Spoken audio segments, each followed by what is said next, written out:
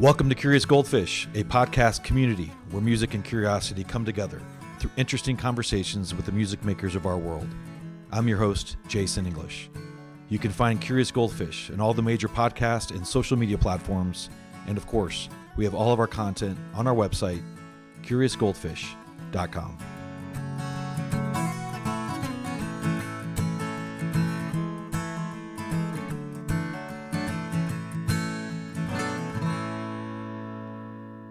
Hey, Philip. what's up, man? How's it going? Nice to meet you, man. Nice to meet you as well. Welcome to Atlanta. Thank you. It's swampy hot. Is it? Yeah, for It's you? very Yeah. hot. Yeah. All right. Does it not get this hot in West Virginia? It was hot there, but then, I was like on the river at my parents' house, and we got that cool breeze off the water, and then I got here. It's swampy out there. It's sweltering. Yeah, it's sweltering. Yeah. All right. Yeah, it's different. It's a different heat, especially early July. Mm-hmm. So you're in the middle of a tour. Yes. Is this to promote the album that came out? Yeah, kind of. Late Yeah, like last year? this is like kind of tail end of last year, and this year's kind of the most touring I've done. Where I'm just like kind of out there getting after it, like my own shows and stuff like that. So I got some supporting stuff too, which I'm excited about, and I'm just kind of getting out there and doing the thing. Okay. So it's fun. Okay. Yeah. So what's a good outcome for you? Do you think, like after you're done with this set, like looking back, what if you look back and say, okay, that was a success? What does that look like? Yeah, I think when I first booked my first like headlining shows, I was so nervous. I didn't don't send me ticket counts or anything. Like, I just I wasn't sure Right. how does this even go. So I think for me I'm just excited to get out there and play in different cities that are not my same kind of 2 or 3 haunts. So to I'm doing Georgia. I've got like Ann Arbor, Michigan.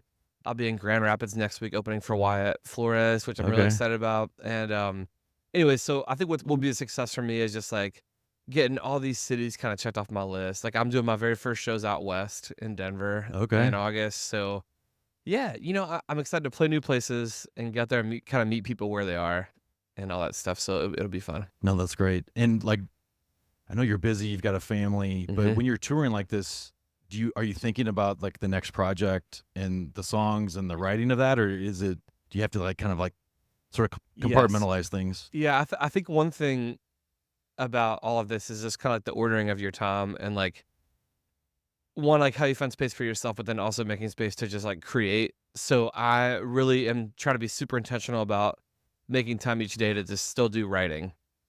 So like last night even I was working on a couple things I've been trying to like finish and finesse, and then right before I started this, I went to I had about 3 days in West Virginia where there's a studio I really like to go to there. Okay. I try to record in Appalachia whenever I can. Okay. I like recording in Nashville, but there's something different about recording at home Okay. with like musicians from there and stuff like that. So Right. I was like, all right, we try to do like 4 songs in 2 days, which is, if you've ever tried to record in a studio, that's ambitious. Yeah. And, so I have these blocks where I'll go and try to like intensely record. So it's one thing that's good about touring is that since it's kind of like a business trip or something like that, you really do have more time than you think to, work on some of those things. Okay. So I try to, enjoy the city that I'm in, find some good coffee and sushi or whatever, or take a good walk, and then make time to do the work of writing and creating and stuff too. Okay. Do you have a routine? Is it like only mornings, evenings for the writing, or is it just kind of, Yeah, come I up? mean, my biggest routine is like if I'm playing, especially a day I'm playing a show, like I like to go out there at least get like a good solid hour, just walk in, and like I don't even like listen to anything. I just like Okay. to kind of just think, Okay. meditate, pray a little bit, just like order my thoughts a little bit, just have quiet, with myself for like an hour. That's like my biggest requirement the day I do a show. I just need time to do a walk, Yeah. All right. Yeah. That's good. wherever I am. Like I did a show with Josiah in the Bonnevilles. Yeah, to Troubadour in January, and the Troubadour's right next to Beverly Hills, like this, these swanky. Right. And I was like, dude, I have not walked today. And then we had some times so, like I went and like for an hour I was walking in these big, fancy neighborhoods. I really need to do it to get my mind settled because I'm a little scattered and stuff. Yeah, So it helps yeah. me a lot. All right. Well, so at this stage in your career, do you consider yourself more of a songwriter, fiddle player, performer, session player, social media, influencer? Like what do you consider yourself at this point? I I don't know. I'm a musician, I guess. A Okay. performer. I really love to do all of those things. Yeah. I think that the biggest blessing of all that, like I really struggled at the beginning because I wanted to have space for all of that. So sometimes it's frustrating because like I love playing the fiddle. It's a huge part of who I am. Mm-hmm. But I also love writing. I like singing. I like all those things. But I can't I can't play and sing I can't play the fiddle and sing. It's impossible. I can't do it. So, so like, for example, like tonight, Julia DeGrazia is supporting me and she also plays the fiddle. So she'll Okay. play with me Perfect. almost my whole set, Oh, good. because All right. she plays the fiddle. Yeah. Yeah. And so one of the biggest blessings about all that though, is that where some of my friends in music will go tour like 200 days a year, I don't have to do that. And I have no desire to do that because I have a family. Yeah. So this year I'll have about 50 ticketed shows. Okay. Right now that feels comfortable for me because I want to be dad too. My kids are little. I have no desire to be gone all the time. And so like the session work and the whatever, this feels cringy to say, but like the personality, the TV personality or influencer kind of stuff that I Sure. do, Mm-hmm. like helps to offset the requirement to be touring all the time. Okay. So good. I've tried to find that's like like I was telling you earlier, the theme for my year has been like just balance. Like I'm trying to find a way to incorporate all these things into my life and make it work. Yeah. No, that's great. but So I do have a question about the social media stuff and Yes. just how, everything sort of turned for you a few years ago. Mhm. And I don't want to, I know it wasn't an overnight success No. because you've been grinding for a long Yeah. time, right? Yeah. But I talked to a lot of musicians and, their big challenge is getting the visibility, getting the followers, getting eyes and ears on their stuff. My question to you is, again, not overnight, but that's happened for you, right? Yep. And I think you'd be the first to say like it's been a huge blessing and Absolutely. you're grateful. Absolutely. So if you've, not to say that you can't get more, but you've sort of checked that box. Mm-hmm. So looking at kind of where you're at, what's your biggest challenge now? Now that you have like 1 million followers or all that, like you've overcome what most people are trying to get. There's got to be challenges that Definitely. some people don't understand. Definitely. There's the big challenge which happens to a lot of us in different ways, which I'm very comfortable talking about because I think for a long time it's like kind of swept under the rug, which is the whole burnout thing and like your own mental health, especially with social media, can always look like one thing, but it's not reality all the time. Right. And so I had to take a step back from like the quantity of stuff I would try to keep up with, and then also like the live stuff I would do on there because it was like killing me. Like, I struggle with like, my own things, like, whether it's like my own health and, taking care of myself, like, and all those things. And I write about that a lot. So I had to be like, okay, like, this is not healthy for me. Like, so I've got to take a step back. And so with the social media thing specifically, man, I got a following that I'm really proud of. And some of those people have been with me from the beginning. Sure.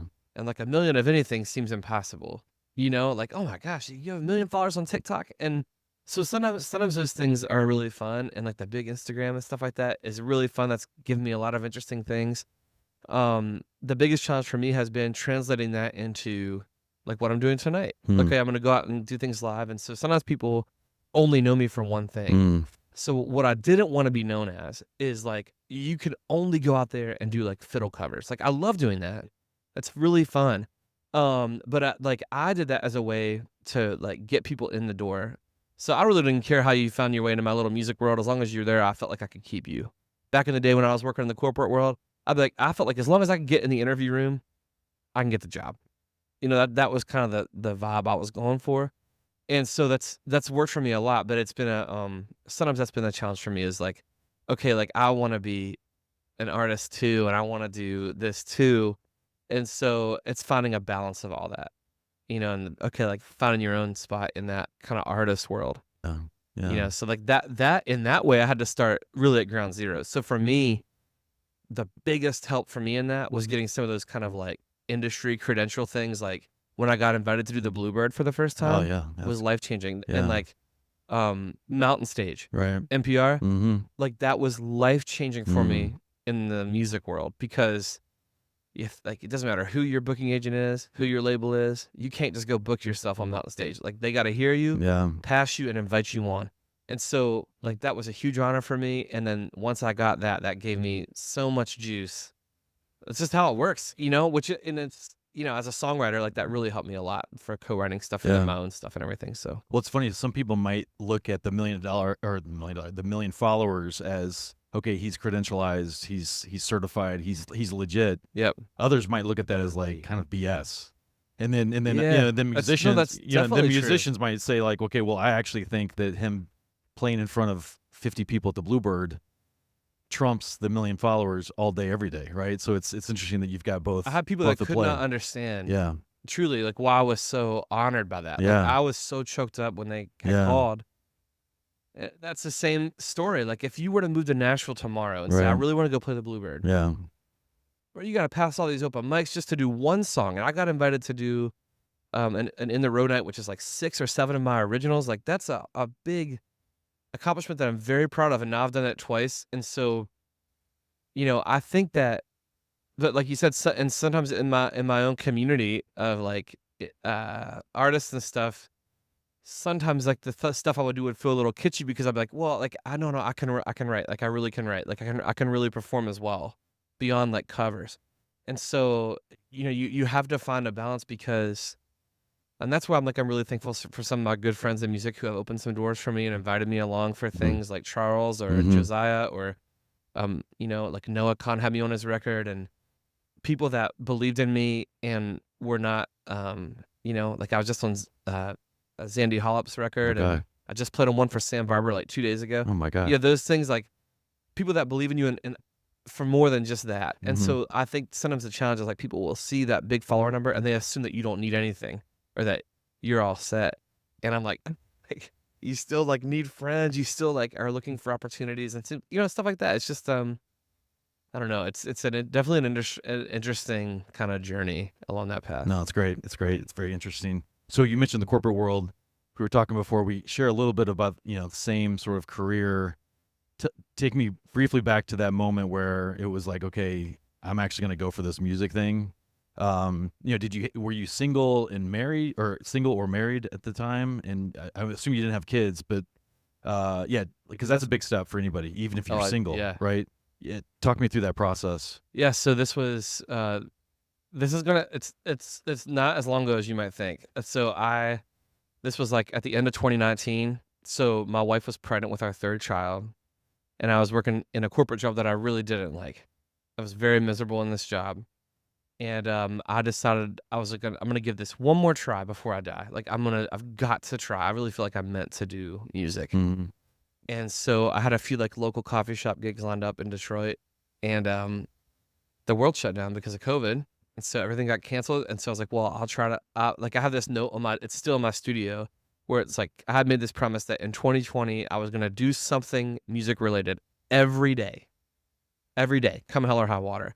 And so the card on my desk says, create something every day, even if it's small, and watch what happens. And I can tell you that I did that in 2020 and in 2021 and in 2022. Like, so I started doing it online because the world was shut down. And that definitely changed my life. Like some stuff just went nuclear. And it was like, so I started doing, so like you said, like the overnight thing. Right. So sometimes when people tell me the L word, like luck, I'm like, no, like That's lazy. yes. That's a lazy take. Because here's my routine for most of these 2021, 22. I would work all day. I'd spend time with my family till the kids went to bed, whatever, my wife was asleep or whatever. Then I would go at about 9 p.m., 10 p.m. I would do a 3-hour live show 3 to 4 times a week.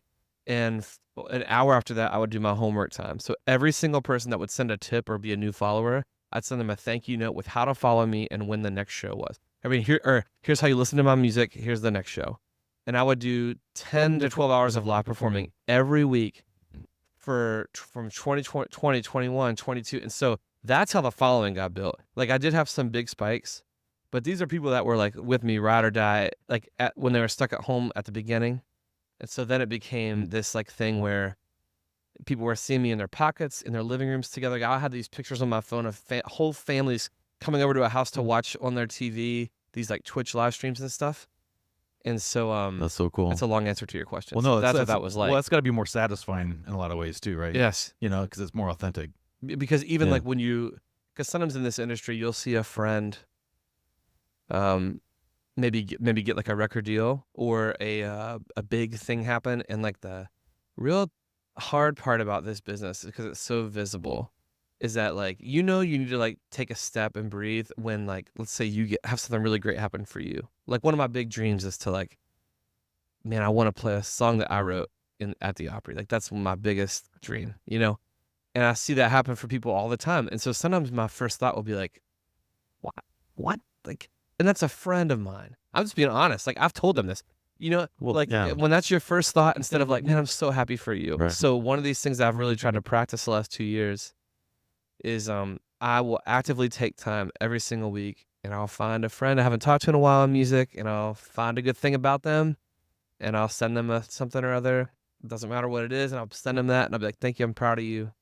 And that really has helped me, I think, more than it's helped them because I feel like, because it could become this really like intensely, why not me? Why not me? Yeah. And you start to lose the appreciation for, like the fact that somebody wants to just come and sit with you and talk with you. Right.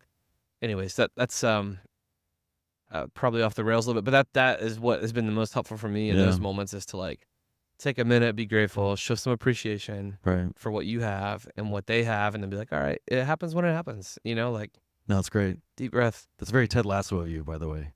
It's being authentic Yeah, and showing. try. You gotta Yeah. try. You know what I'm saying? Yeah. Like you just otherwise it'll kill you. It's just too much. It's too much all the time. Yeah. So I think we were talking before. So this podcast was inspired by that show, right? And curiosity is a big element of the mindset of that show. Yes. With everything you have going on and all that you've experienced, and you're in your late 30s, you basically have still a lot of life left. What are you most curious about today? I'm so curious, and I write about this a lot, but I'm so curious and like the whole ebb and flow of time and the perception of time, what either was with my own children or with these relationships with my parents as they get older and different people that have been in my life. Like, my grandma used to tell me all the time when I was little, she'd be like, you're going to see one day, but the days are long and the years are short. And I think about her saying that almost every day now. I was like, what does that mean? And now I'm thinking about this all the time. So I'm curious about like what each day holds in the sense of like just valuing like the day and the moment, because all the time, every time I ever play a show, somebody will come up to me like, oh, I used to play this and I quit and I just always regret that. And I always regret that. And I've it's the rare bird will somebody be like, I'm so, but you never hear somebody say that. I really regret that I stuck with this passion of mine. You never hear that. You always hear like, oh, I regret that I left this passion by the side of the road. And so I've just tried to really value the things that I value and like really lean heavy into the stuff that matters, And so that's what I'm just so curious about, how like that tailwind is like kind of pushing my life, because I feel like maybe for my parents' generation, it was not that wasn't important to them, but it was a different time, And so now they're like, I feel that it feels like they're like that generation's always trying to catch up to that. Yeah. And well, I think today's world too, what's difficult is there's so many distractions. Totally. And like your mind and it can get consumed by anything today. Totally. And it's like, okay, then you lose track, right? 100%. Yeah. 100%. Like you, or like even with myself, like I can get like, this is a very, especially with like a family, this is like my business. It's how I provide for my family. Yeah. And it's also like a very much like I'm going to go perform and look at me, And then you go home and you be dad and you just want to be dad. So like for me, it's been so important to have friends and family in my life that like, I really love and cherish, that knew me before all of this, and that like, they don't really care or treat me any differently. Not that I'm anything, you know what I mean? But like, it's like, cause it can be really, that's the drug, as they say in this business, is that like, you do that night after night and people are coming up and like gassing you up. Oh, that was so wonderful. And that's obviously nice to hear when you have a piece of art that you create, that it means something to people. But you also need to have people tell you like how annoying you are and like, go clean up your mess, whatever it is, like. Well, with the 3 kids, I know I had 3 kids that they were always like 1, 3, 5, 5, 7, 9. They were, and I remember like, okay, I love being a dad and I love all the things, but I looking back, I think I anticipated and hoped for the next stage in their life too much. Oh, I can't wait till they're out of diapers. I can't wait till they tie their shoe. I can't wait till they do this. I can't wait till they drive, And then the years are short and the days are long, right? Yeah. With the 3 kids. So It's like you blink and they're like, yeah. So I think, I don't have a lot of regrets, but to your point, the moment, the days, you need to savor because especially again, like all the things with media and everything we can consume and everything, it just flies by. And you feel that, like, I mean, I think anybody that travels ever feels that, like, even though, like, I don't travel as much as some folks, but, like, even, like, then, like, you're not gonna be able to catch everything. Like, I try my best to be at everything of theirs and stuff like that, but there's always gonna be something that you miss. And, it's like those are the times when you're like, "Oh," like, I wanna be everywhere at once, but you still have to provide for your family, and my wife is such an amazing person. Like, her favorite way to watch would be, like, behind the scenes. Like, she's the most supportive person in the world. She wants zero things to like, if we're in the airport or something and I get recognized, like, she just walks away. Like, she's like, doesn't want no part of it. But she, like, is so supportive, and she holds it down with our kids, um, and I'm so thankful for that because, like, I don't know that, at least for myself, like, I don't think it'd be possible for me to do what I'm doing without crashing out. Like, if I didn't know that, like, if I was always hearing every time I left, why? Do you know what the odds are? Like, you know what? When I got Mountain Stage, I was very close to, like, throwing in the towel. Like, I had recorded my entire album. It had been mixed and mastered. I hadn't ordered any of the merch because I was, like, feeling so burned out. This is December of 2022. Oh, this is like year and a half ago. Yeah. So I already had, like, the following. I was, like, starting to try to do some touring, and I was so burned out and so frustrated, and, like, it's too hard. I was really down in the dumps. And, I was about to call the people that worked on the record and be like, "Listen, thank you so much for your hard work. I don't think I'm done." Like, I was in, like, a not a great spot in my life with that. And, because she had approached me and been like, "You don't seem like you're having fun with this anymore." And I was like, "I'm not. Like, I'm really not feeling great." So we were at my parents' house for the holidays, and I was gonna be like, "All right, I'm just gonna enjoy the holidays," and then I think I'm gonna just be like, "This is not reality. This is too much. Wow. This. Yeah. I don't know. Like, this is just how I was feeling for a couple months. I was very blue." And on December 26th, I got this call, and it was Adam Harris, this guy, one of the guys that runs Mountain Stage, and I honestly thought it was like a joke. I was like, he's like, "Hey, we got a submission for your stuff, and, like, we want to invite you Nice. to open the 40th season." And I was like, "What?" So good. He's like, "Are you interested?" And I was like, "Yes." He's like, "Why don't I tell you what it is?" I was like, "It does not matter." And it gave me such new life. And that's the first show I ever brought my kids to, because I used to tell them, like, I'm gonna go play music for people. I'll be home. And I was like, so it's so funny because people would be like, "Oh man, things must be going so well." That whole holidays, I was like, "Oh, it's fine." I was just not in a good spot, Well, again, you're so positive, and not to bring everything back to Ted Lasso, but like he was so positive, but then in season 2, he struggles with the panic attacks and like there's a darkness there. 100%. Yeah. And so, like, it's interesting, like, you're a person, you're a human. You can't be on, you can't be, peaches and cream 24/7, right? That's so it. like, Yeah. for you to like share that and say like you almost dropped it. That's definitely pretty interesting. And some stuff, like, people will be like, "Well, these negative, like, a negative comment or a negative this doesn't affect you." Well, like, I don't believe that can ever be really true. Yeah. Like, now you can definitely most of the time just blow past it, but there are things at the weight of it where you can definitely, like my grandma used to tease me that I was a glass 3/4 full person. And I think that's true because most of the time I'm very positive. It doesn't take me much to, like, feel up, but, like, when I'm blue, I feel like really very, very intensely blue. And so, anyways, that's why it's important to have a support system, because you can have people that, like, help you, like, out of that.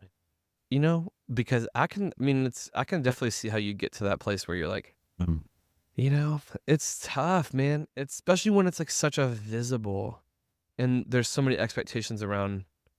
Yeah, you're a public figure now. I mean, there's a lot of pressure. Yeah. A lot of pressure. Yeah. Yeah, maybe people come up and see you, and it's so wonderful and nice that they care. Yeah. And maybe sometimes they're always expecting to see the performer, Right. but maybe you just dealt with something Yeah. bananas, and Yeah. so you got to take a breath and be like, hey, thank you so much. Yeah.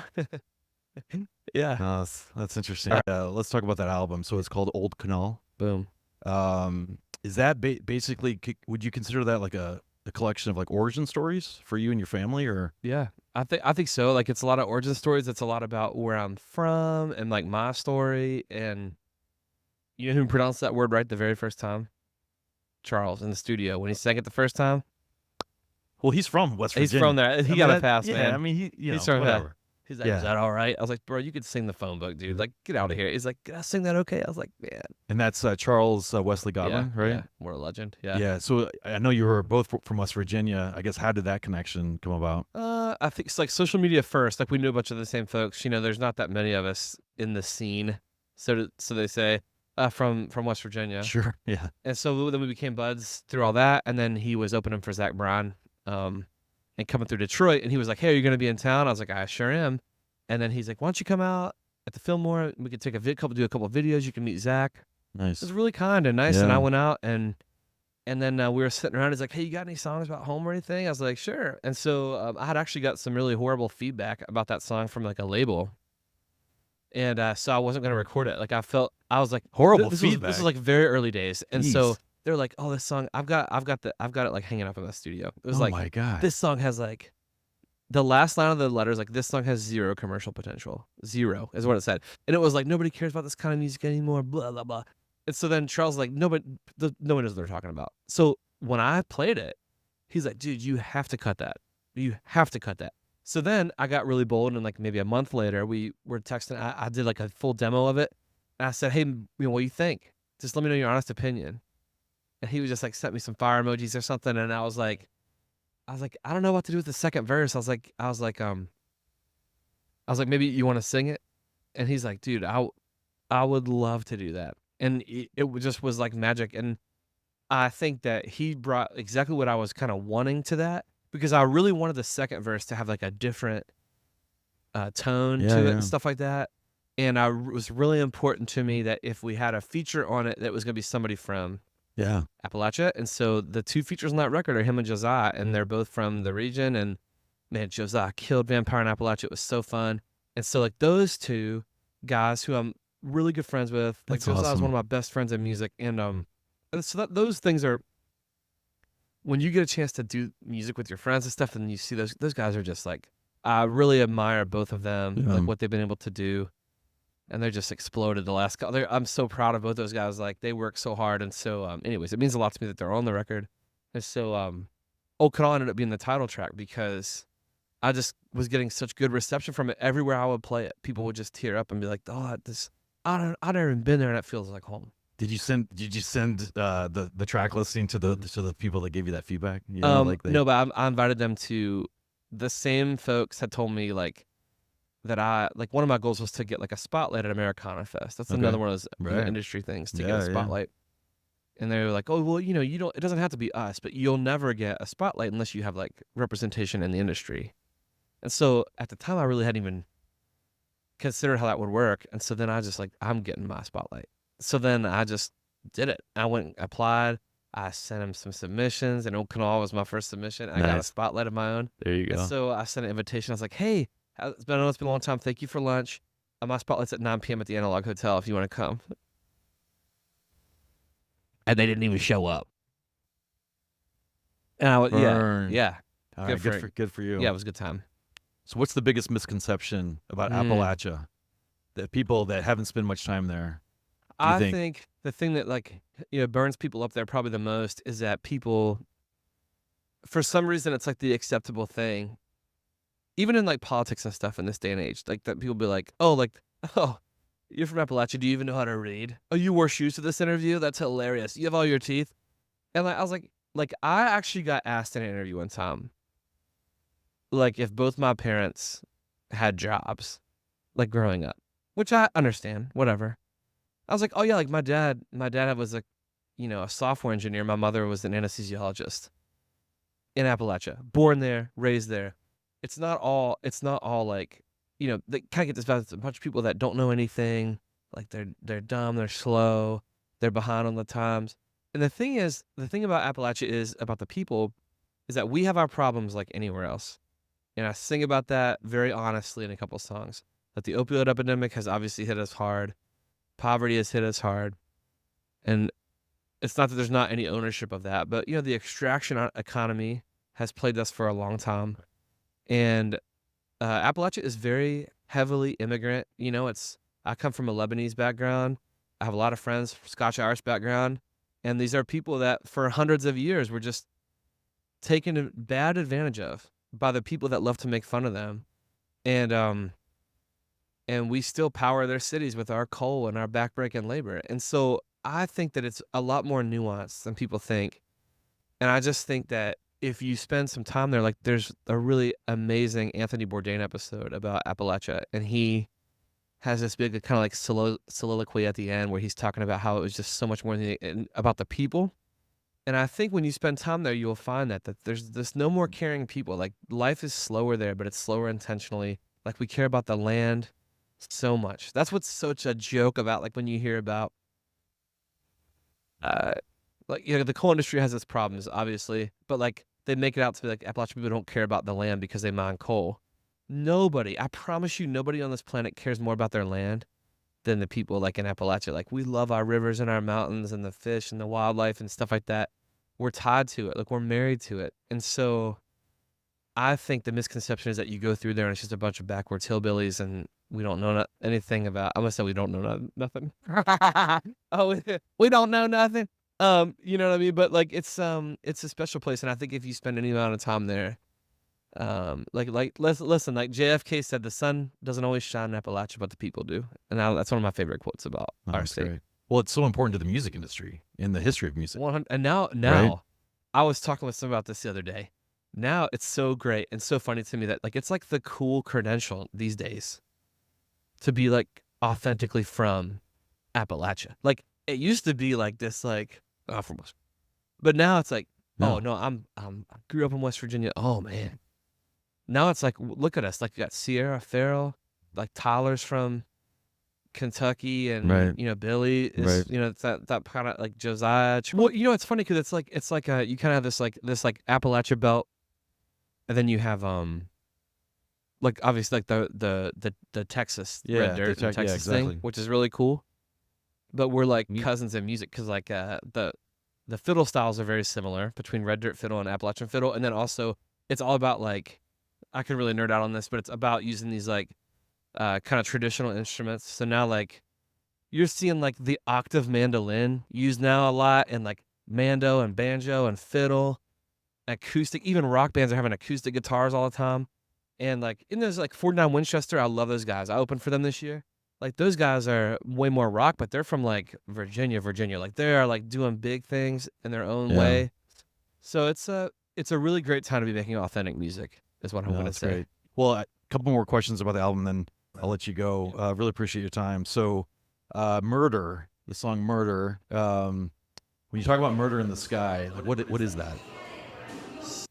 So Murder and Vampire I wrote those as companion songs to each other. So a Murder was written after a conversation I had with a person in my life that I really struggled with addiction, and we had these very frank conversation a bunch of times. And he told me, we were hanging out one time, and he said, "Man, I just honestly, I just feel like this thing is absolute. Like I want to escape it, and it's murdering me." He's like, "I look down, I see it, and I look up, and I see it. It's like it's in the sky." That's what he told me, and I was like, and we just had this good conversation. We like cried together, and like I just, it's hard, man. And anybody that's ever gone through that, so I started, thinking about that and talking about that with some other folks, and even my own struggles with stuff, and that feeling of that weight, or that feeling of like something is always kind of hovering above you, that's that, that there's like, there's like there's a cloud in the sky, there's a murder in the sky. Like that's the idea. And so, but like I liked the visualization of, I woke up a little early and saw a murder of crows. I liked that visualization. But there was like that thing about crows that will do that. Like they'll straight up murder each other. They're crazy. And but that feeling of like with addiction specifically, about how you feel even when you're out of it or in active recovery or whatever, that it's just there, and that's the whole So idea. one of the most interesting conversations I've had the honor of having since I started this was with Gary Nichols. You know, he replaced Chris Stapleton on the Steel Drivers. Dude, let me just tell you I love that. I love his music. He's incredible. That song, like if you heard that song, it has like the Devil's Yeah, Blood. he played it for me. Like he was sitting right across the table and played that just for me for this show, and I was like, is this happening? But his story is insane. Like it's insane, but it's what you're talking about, and the fact that he, you know, basically was on the mountaintop, winning a Grammy with the Steel Drivers, having replaced Chris Stapleton, and then within a few years just lost literally everything. He said that he ended up in jail, had $2 to his name. And now he's out doing amazing things. You know, he's recording songs. He's part of Ivy Manor Studios and Muscle Shoals and the whole thing. And but like it's the weight, and it's this thing in the sky, and you can kind of still sense it. He's making it back, but you can sense it. It's like it probably will never go away for him. You know, that pressure. Yeah, and I think that's the only way that you can kind of whatever you want to call it, recover or like live through that, is that with that presence in your life of knowing, you know, that's what's going on. Like I first heard that song of his when I did some songs with Appalachia Untold too, but they put a video of Gary, and I had just got done on one of these walks that I do, and I saw this video, and I was sat on this trail, and I cried my eyes out. I was like, man. So then I had not met him yet, so like I found him on Instagram. I was like, dude, you don't know me. We have a lot of friends in common, but I'm telling you, bro, like this song just absolutely gutted me, and we started talking. He right away. I was like, tell me about this song. Like, this is unbelievable. I bet I've listened to that version of that song 200 times. Like, it's one of the most impactful live versions of a song I've ever heard. So, Gary, if you ever see this, I love you so much, and I love that song so much. It's just unbelievable. Yeah, he starts it. I think the chorus is, it's brown and a little bitter. Yeah, it's brown and a little bitter. It's just like, when it heated up with lighter and it's oh my gosh. Oh man. Yeah. And that my favorite line in this song is like, you know, is like whatever, it's like 39 hooked, whatever, it's, we're hooked on heroin. It's because it's all his life. He's living with his mom. Moved back in with his mother. And that's real, man. Like that's just like, no. All right. Well, murder. That makes sense. I was wondering, okay, what the hell is that's the that murder feeling. In this guy? Yeah, it makes sense. All right. 2 more questions. Go. Lightning bugs and sweet honey. Yeah. Really sweet. Just very like great visuals on a romantic. I'd assume a romantic relationship. I guess. Tell me about the inspiration for that.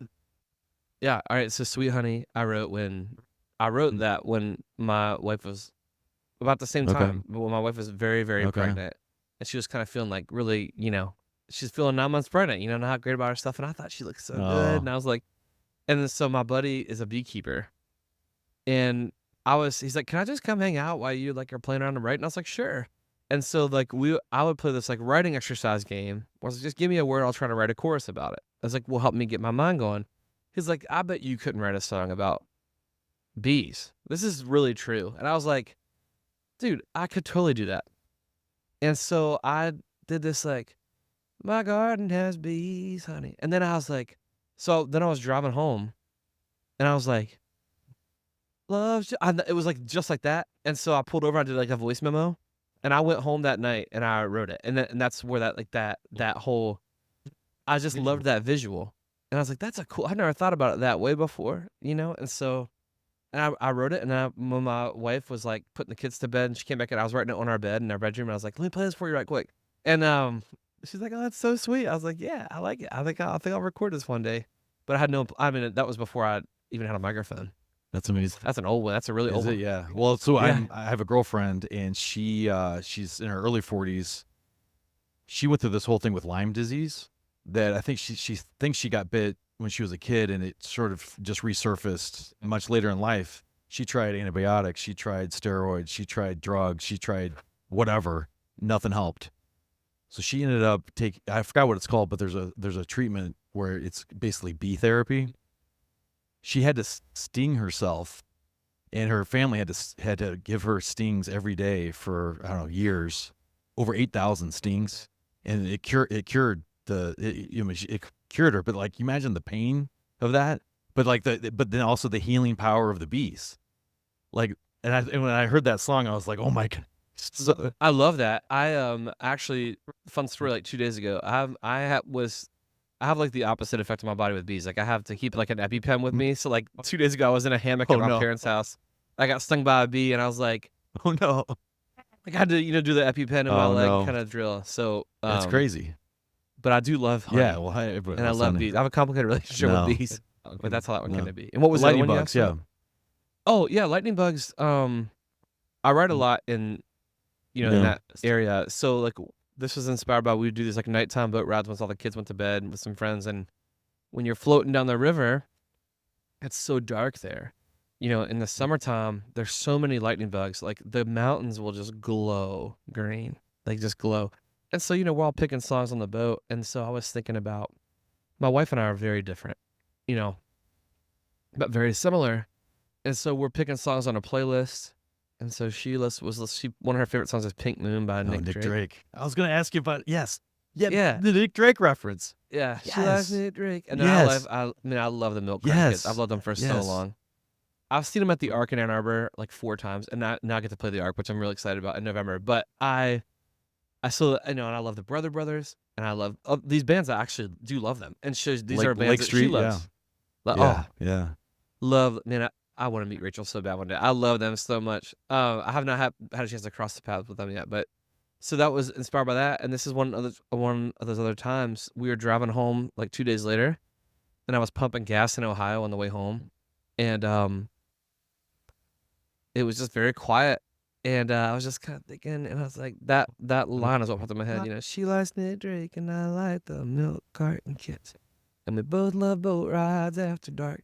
And so I sang it into a voice memo, and we got home around midnight, and I just stayed up and wrote it. I didn't want to lose it, And like the whole way home, I would like the gibberish into my phone. I have so many of those voice memos like that, and so it was inspired by that. And sometimes those ideas will hit you, and it's basically about just 2 very different people who like different things but enjoy a simple thing.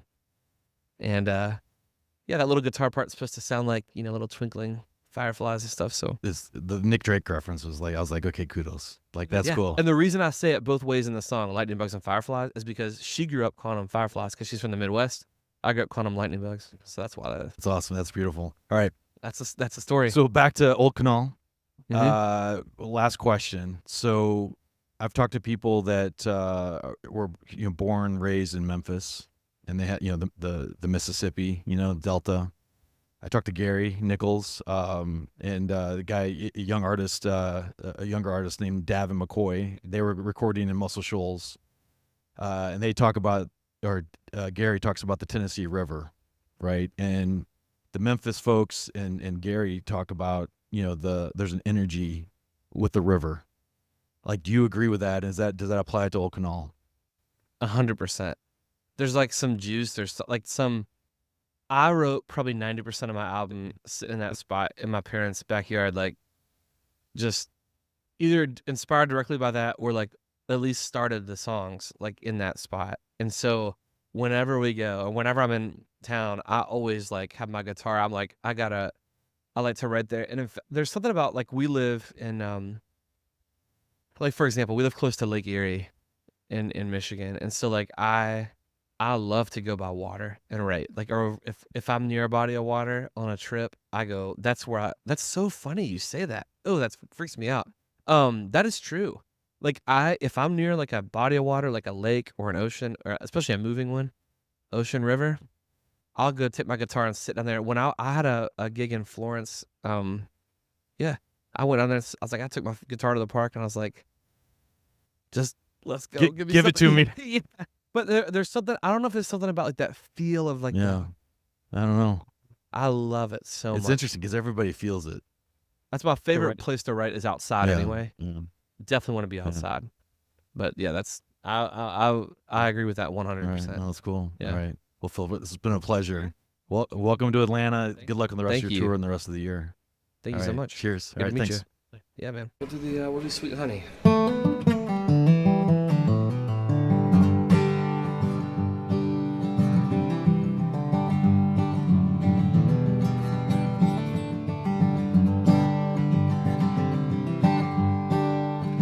My garden has bees, honey, making that good honey, sweeter than sweet honey, but not sweeter than you.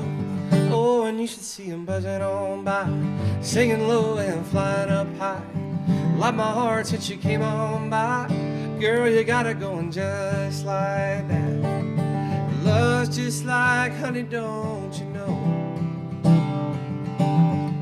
Rich and pure, sweet and slow, and it's golden like a sunrise in the middle of July. We got that good, good honey, you and I.